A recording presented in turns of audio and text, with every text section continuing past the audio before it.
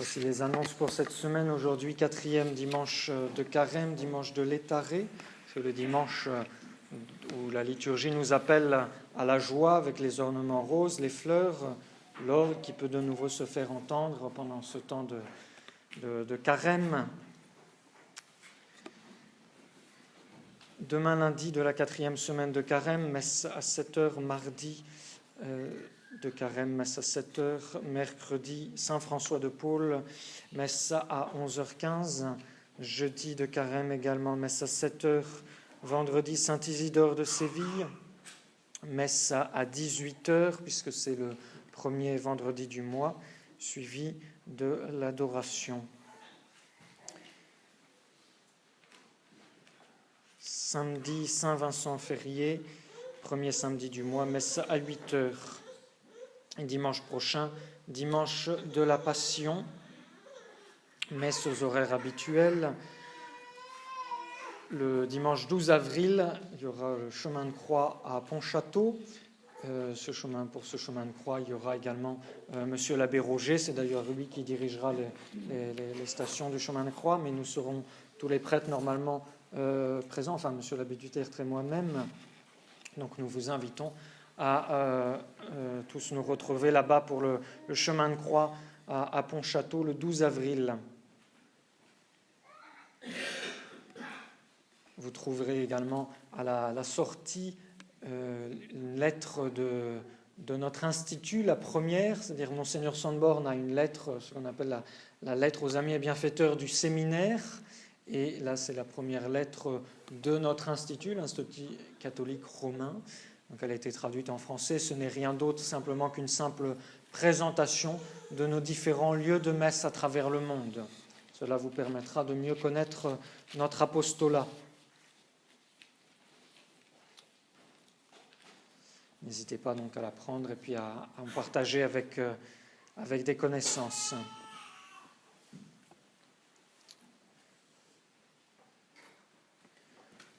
Au nom du Père et du Fils et du Saint-Esprit, ainsi soit-il. Eh bien, chers frères, c'est le dimanche de la joie chrétienne. Tous, au fond de nous, nous voulons être heureux. Tout le monde veut être heureux, et même les chrétiens veulent encore être heureux, même avec la grâce, ce désir d'être heureux ne disparaît pas. Et alors, il faut bien comprendre que la joie chrétienne ne se trouve pas nécessairement là où l'on peut penser qu'elle se trouve. La joie chrétienne se trouve dans la croix de Jésus. Et c'est pour cela qu'étrangement, nous avons ce dimanche de la joie en plein milieu du carême. Avant de vous donner quelques moyens d'acquérir la joie chrétienne, je voudrais vous raconter l'histoire la fameuse histoire de Saint François d'Assise qui se rend avec un frère de la ville de Pérouse jusqu'à son sanctuaire de Sainte-Marie des Anges, là où il avait le premier couvent des franciscains. C'était l'hiver, il faisait très froid et cela faisait beaucoup souffrir Saint François d'Assise qui était en sandales comme tous les franciscains. Il appelle le frère Léon qui marchait un petit peu devant et il lui dit ceci: « Ô frère Léon, alors même que les frères mineurs, c'est-à-dire tous les frères franciscains, donneraient en tout pays un grand exemple de sainteté et de bonne édification, néanmoins, écris et note avec soin que là n'est point la joie parfaite. » Donc frère Léon sert de secrétaire, en quelque sorte, à Saint François d'Assise, et il doit écrire que là n'est pas la joie parfaite. Pour avoir la joie parfaite, il ne suffit pas d'avoir une bonne conduite extérieure. C'est cela que voulait dire Saint François de Sales. Et puis, ils continuent leur chemin. Saint François d'Assise, allant plus loin, appelle une seconde fois le frère Léon et lui dit: « Ô frère Léon, quand même le frère mineur ferait voir les aveugles, redresserait les contrefaits, c'est-à-dire ceux qui sont mal formés, chasserait les démons, rendrait l'ouïe aux sourds, la marche aux boiteux, la parole aux muets, et ce qui est un plus grand miracle, ressusciterait des morts de 4 jours, écrit qu'en cela n'est point la joie parfaite. » inutile donc de chercher la joie dans les choses qui sortent de l'ordinaire. La joie parfaite, nous ne l'obtiendrons pas si notre Seigneur revient sur terre pour remettre de l'ordre, si il se passe quelque chose d'extraordinaire en France, si nous avons un nouveau président qui remet beaucoup d'ordre, si nous avons peut-être dans notre situation professionnelle un nouveau patron qui change et qui remet la justice, l'ordre, qui nous fait bien travailler, etc. Dans la famille, s'il y a des changements extraordinaires. Non, ce n'est pas là qu'il y aura la joie chrétienne, la véritable joie. Marchant encore un peu, saint François s'écria d'une voix forte: « Ô frère Léon, si le frère mineur savait toutes les langues et toutes les sciences et toutes les écritures, en sorte qu'il saurait prophétiser et révéler non seulement les choses futures, mais même les secrets des consciences et des âmes, écrit quand cela n'est point la joie parfaite. » Donc la joie parfaite n'est pas également une grande connaissance, même une connaissance venue du ciel, c'est-à-dire on a beau étudier, on aurait même certains dons de connaissance, certaines lumières, et dans notre prière, on peut recevoir de grandes lumières. Là n'est pas encore la joie parfaite, même si cela nous repose, même si cela peut nous apaiser, nous réconforter. Là n'est pas encore la joie parfaite. Alors, où est la joie parfaite ? Allant un peu plus loin, saint François appela encore d'une voix forte: « Ô frère Léon, petite brebis de Dieu, quand même le frère parlerait la langue des anges et saurait le cours des astres et la vertu des herbes, et que lui seraient révélés tous les trésors de la terre, qu'il connaîtrait les vertus des oiseaux et des poissons, de tous les animaux et des hommes, des arbres et des pierres, des racines et des eaux, écrit quand cela n'est point la joie parfaite. » Saint François d'Assise fait ici référence à la sagesse de Salomon et au plus grand des dons du Saint-Esprit. Le don de science, à savoir comment est-ce qu'on utilise la nature pour le service de Dieu, le don d'intelligence qui permet de comprendre très profondément les mystères de la foi chrétienne, et également le don de sagesse qui permet de goûter les choses de Dieu. Mais ce n'est pas suffisant pour rendre un chrétien heureux. Faisant encore un peu de chemin, saint François appela d'une voix forte: « Ô frère Léon, quand même le frère mineur saurait si bien prêcher qu'il convertirait tous les fidèles à la foi du Christ, écrit que là n'est point la joie parfaite. Donner des âmes à Dieu dans la prédication, voilà qui est certainement une très grande source de grâce, une très grande source de joie, mais ce n'est pas encore suffisant, là n'est pas encore le bonheur. » Et ainsi, pendant 8 kilomètres, saint François va montrer au frère Léon que nulle part, apparemment sur terre, même en menant une très bonne vie chrétienne, même en recevant beaucoup de grâce, il semble qu'on trouve la joie parfaite. Et frère Léon finit par dire à saint François: « Mais Père, je te prie de la part de Dieu de me dire où est la joie parfaite. » Et saint François va lui expliquer que tout à l'heure, quand ils arriveront au couvent, après ce dur voyage en plein hiver, trempés jusqu'aux os par la pluie, glacés par le froid, s'ils étaient accueillis par le frère portier, non pas bien gentiment, si au lieu de leur offrir de quoi se nourrir, se réchauffer, si le frère portier les prenait pour des clochards et les laissait dehors, alors, dit saint François, ce serait la joie parfaite.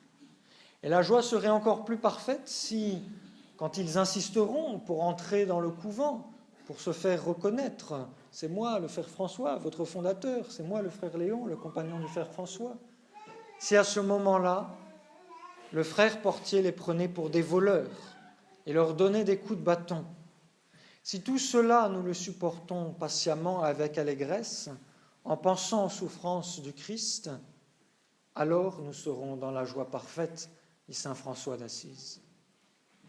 Conclusion, mes bien chers frères, la joie du chrétien vient avec la croix. Et c'est pour cela qu'en plein milieu du carême et juste avant le temps de la Passion, nous avons ce dimanche de la joie chrétienne, ce dimanche de l'Étarée. C'est par le renoncement que nous arriverons à la joie. Et c'est la grande leçon que nous donne saint François et tous les autres saints par le renoncement. Alors, pratiquement, que faut-il faire pour être joyeux? Le premier moyen, c'est de vivre en état de grâce, évidemment. Dire à une âme en état de péché mortel d'être dans la joie, ce serait comme faire croire à un prisonnier on va le libérer du goulag alors qu'on l'emmène pour le mettre à mort. Je dirais plutôt aux pécheurs qui m'écoutent ce que saint Jacques disait, pleurez, poussez des cris semblables à des hurlements à la vue des misères qui doivent fondre sur vous, parce que c'est l'enfer, évidemment, qui vous attend. Mais pour ceux dont la conscience est en ordre, c'est de la part de Dieu que nous pouvons leur dire, eh bien, tranquillisez-vous, avec la grâce dans votre âme, tout finira à votre avantage. Puis nous demandons la joie dans nos prières. Comme tous les autres biens spirituels, notre Seigneur l'a mérité sur la croix, au milieu de ces grandes tortures. Il avait la vision béatifique et il peut nous donner la joie chrétienne si nous la lui demandons. Jusqu'à présent, vous n'avez rien demandé en mon nom. Demandez et vous recevrez, et votre joie sera parfaite. Deuxième moyen pour acquérir la joie spirituelle et s'y maintenir, c'est d'occuper son esprit avec ce qui peut réjouir le cœur et d'en éloigner tout ce qui peut porter à la tristesse. Malheureusement, souvent nous sommes tristes parce que nous ne faisons pas l'effort de chasser les pensées de tristesse. Il faut chasser ces pensées. La tristesse est un des pires ennemis de la vie spirituelle et cela peut demander un véritable effort, surtout pour les personnes mélancoliques ou si nous avons de grands soucis, si nous avons tendance à nous complaire dans la tristesse. Si la tristesse vient du corps, il y a 3 remèdes, dit un auteur spirituel. Le premier, c'est de profiter de la nature en se promenant à l'extérieur, donc de marcher, de se remettre en contact avec la nature qu'a créée le bon Dieu. On sait que la marche aide à développer les hormones de la joie. Le deuxième remède, c'est de chanter. Et donc, n'hésitez pas à chanter lorsque vous travaillez, lorsque vous êtes seul, lorsque vous vous sentez accablé par la tristesse. Et le troisième, c'est de boire un peu de vin, c'est-à-dire de se consoler un petit peu parfois par certains adoucissements dans ces pénitences de carême. Justement, aujourd'hui, le dimanche, de savoir relâcher un petit peu les pénitences. Si la tristesse vient des émotions d'autres personnes, eh bien, il faut savoir penser à autre chose. Il faut savoir combattre ces émotions, il faut savoir les gérer, il faut savoir rationaliser. Si la tristesse est spirituelle, il faut même savoir renouer avec le souvenir de ses péchés, certes, mais toujours la joie d'avoir été pardonné doit prendre le dessus. Sinon, cela, c'est faire injure à la miséricorde du bon Dieu. Et cela fait également partie de la vie pénitente de savoir prendre sur soi, de savoir penser davantage à la miséricorde du bon Dieu qu'à le souvenir de nos péchés. Et au contraire, le souvenir de nos péchés doit nous faire penser à la miséricorde du bon Dieu. Ça, c'est surtout vrai pour les âmes scrupuleuses. Pour nous réjouir, pensons à la dignité de notre âme de chrétien. Elle a été créée spécialement par Dieu à sa ressemblance. Elle est faite pour une destinée éternelle. Et en carême, eh bien, réjouissons-nous de la fête de Pâques qui approche, de toutes ces grâces que le bon Dieu nous réserve. Le troisième moyen, c'est l'amour de Dieu et la ferveur dans le service de Dieu. Il faut penser à l'amour de Dieu pour nous. Le bon Dieu nous aime tellement, mes bien chers frères, le bon Dieu nous aime tellement qu'il a préféré voir son Fils mourir sur la croix pour ne pas nous voir souffrir en enfer. Et chacun de nous, s'il y avait pour chacun de nous ce dilemme entre une souffrance terrible en enfer ou bien livrer son Fils au supplice de la croix, le bon Dieu serait prêt à recommencer chaque jour le sacrifice de la croix. Et le sacrifice de la messe est la marque de cet amour. Certes, le Christ n'est plus offert de façon sanglante sur l'autel, mais le saint sacrifice de la messe est la marque de cet amour de Dieu continuellement renouvelé pour nous. Et toutes les fois que vous vous attacherez à quelques objets qui ne sera point Dieu, eh bien, vous sentirez un certain affaiblissement de votre amour. Alors, aimez Dieu, aimez-le par-dessus toute chose, efforcez-vous de faire des actes de pur amour. Le quatrième moyen, c'est de se mettre dans un entier dégagement dans la véritable liberté des enfants de Dieu. Justement, toutes les fois que nous nous attachons à quelques objets qui n'est pas le bon Dieu, eh bien, il y a en quelque sorte en nous quelque chose qui n'est pas totalement droit. Et cela affaiblit en quelque sorte notre amour de Dieu. Pourtant, le bon Dieu nous a promis le centuple déjà sur cette terre si nous nous donnons entièrement à lui, si nous nous consacrons entièrement à lui. Ce n'est pas vrai que pour les religieux, que pour les religieuses.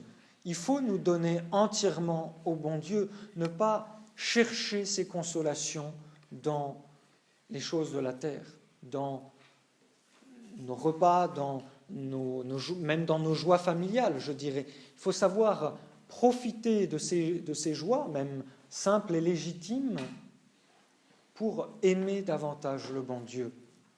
Et là, véritablement, nous commencerons à recevoir les consolations du bon Dieu parce qu'il voit que nous nous attachons, nous ne cherchons véritablement que lui.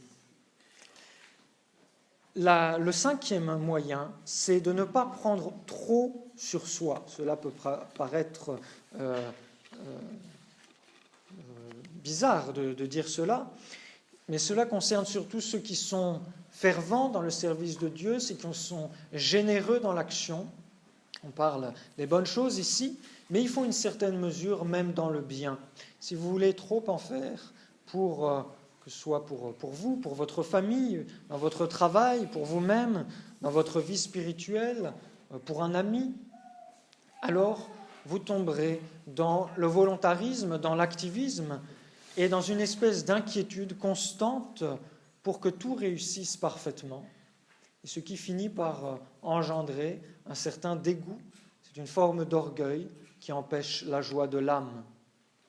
Quand on veut bien faire, on exige souvent un peu trop de soi, on s'efforce, on s'impose on s'impose des devoirs arbitraires et qu'on remplit surtout avec rigidité. Et ça, c'est une tentation sous apparence de bien, parce qu'alors la volonté propre est satisfaite, mais la joie est perdue. Cette exactitude rigide est un piège que le démon nous tend pour nous dégoûter du service de Dieu, en le rendant pénible, pour nous dégoûter en quelque sorte du service de Dieu. Il faut faire les choses par amour. Un petit acte, peu de choses, mais bien fait, bien appliqué, bien par amour, véritablement à fond, vaut mieux que de très grandes pénitences. Le sixième moyen, c'est se contenter de peu. Rien ne trouble l'homme tant que... Cela fait perdre la joie que le désir d'avoir ce qu'on n'a pas. Donc un cœur qui est rempli de désir est un cœur qui sera triste, qui sera dévoré par la tristesse. Bienheureux les pauvres d'esprit, parce que le royaume des cieux est à eux. Et déjà sur cette terre, les pauvres d'esprit goûtent cette joie spirituelle, cette joie que le bon Dieu donne. Nous savons que les enfants gâtés ne sont pas heureux, et ceux qui ont toujours envie de nouvelles choses ne sont pas heureux non plus. Le septième moyen, c'est la confiance en Dieu. Ayez confiance en Dieu de toute l'étendue de votre cœur. Ne vous appuyez pas sur votre propre prudence. Pensez à lui. il vous dirigera. Dans quelque état que vous soyez, pensez à Dieu, il sera votre espérance. Quoi que soit que vous voulez entreprendre, consultez le bon Dieu, il vous éclairera. Dans quelque endroit que vous alliez, priez Dieu, il vous protégera. C'est la prière de la route. Quoi qu'il vous arrive, remerciez le bon Dieu, parce que c'est lui qui le permet. Également les fautes, les faiblesses, les chutes, le manquement aux résolutions de carême. Pourquoi ? Parce que le bon Dieu le permet pour un plus grand bien. Raison de plus, il faut repartir avec encore plus de confiance et d'amour de Dieu. Voilà différents moyens qui nous permettent d'acquérir la joie chrétienne. Mais il y a un dernier moyen pour ceux qui veulent vraiment obtenir la joie parfaite et qui veulent l'avoir malgré toutes les difficultés qu'ils pourront rencontrer. Et ce moyen, c'est un moyen difficile qui peut nous paraître rebutant. Ce moyen, c'est de demander l'amour des croix. Cela peut paraître excessif, mais il n'y a pas d'autre solution. Puisse le bon Dieu vous accorder une telle grâce de demander l'amour des croix. C'est ce que le saint curé d'Ars demanda un jour, qu'il était accablé par les tristesses, les ennuis, les difficultés, les infirmités. Il n'en pouvait plus. Alors, il a commencé à demander l'amour de la croix de notre Seigneur, l'amour des croix. Il l'a obtenu, et alors, toutes ces difficultés, tous ces ennuis, tous ces dégoûts, eh bien, il a réussi à passer au-dessus, à garder la joie chrétienne malgré tout cela.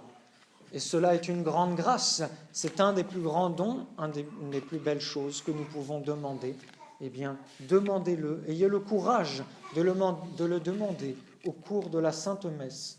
Et je vous assure que vous ne serez pas déçus parce que votre tristesse sera changée en joie. C'est la grâce donc que nous allons demander au nom du Père et du Fils et du Saint-Esprit, ainsi soit-il.